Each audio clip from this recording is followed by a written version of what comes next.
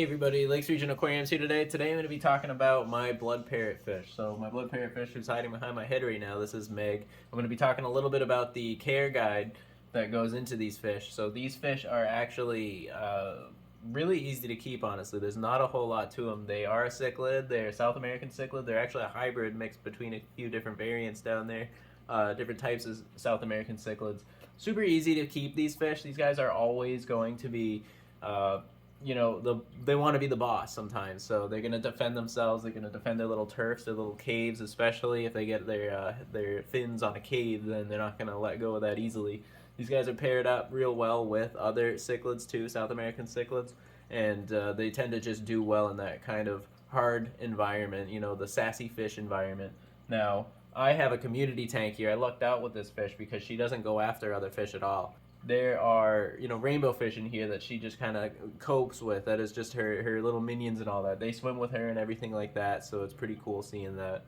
But super easy to keep. I mean, honestly, really basic water parameters. You're looking at like a 7.0 pH, 7.5 pH, and these guys do well in almost like a higher salinity, I'd say, like 700 to like 1.2, like 1200. The diet of these fish, super basic. I mean, give them their pellets and all that. Their mouths are shaped kind of weird, so it's hard for them to eat sometimes, and they're not as accurate when it comes to grabbing stuff, so be careful with your surface feeding and stuff like that, because they could just get a huge mouthful of air, and that is horrifying to me. That's one of my biggest pet peeves, is when my fish gulp air. But we can talk about that in another video. But yeah, basically you want to do light protein feed, do your carnivore pellets probably once a week, and then for the rest of the week do veggie pellets and stuff like that, and that really helps get their fiber and everything moving inside of them. When it comes to lifespan, you're probably going to be looking at like 5 to 12 years maybe. I mean, it's hard to kind of pinpoint lifespans. I mean, it's really about how you take care of the fish. It's about what you do to keep the fish alive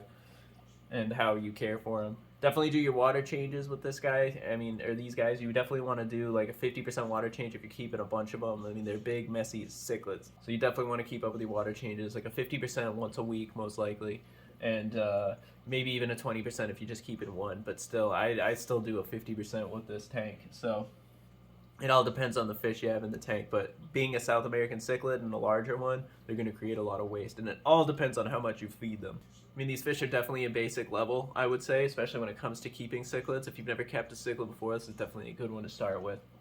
You're going to have a fun time with it.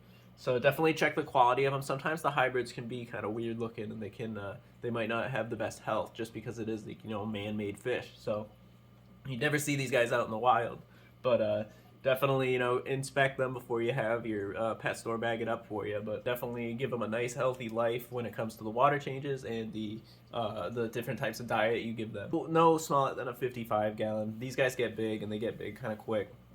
So I would, and even Meg used to be in a 55, and she kind of outgrew that. This is what she's in now, 120-gallon aquarium, canister filter, and everything like that.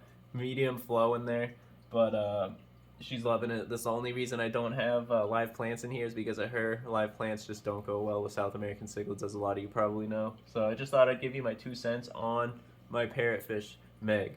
So hope you guys learned something, and thank you so much for watching my video. I really appreciate it, and I hope you have a good rest of your day.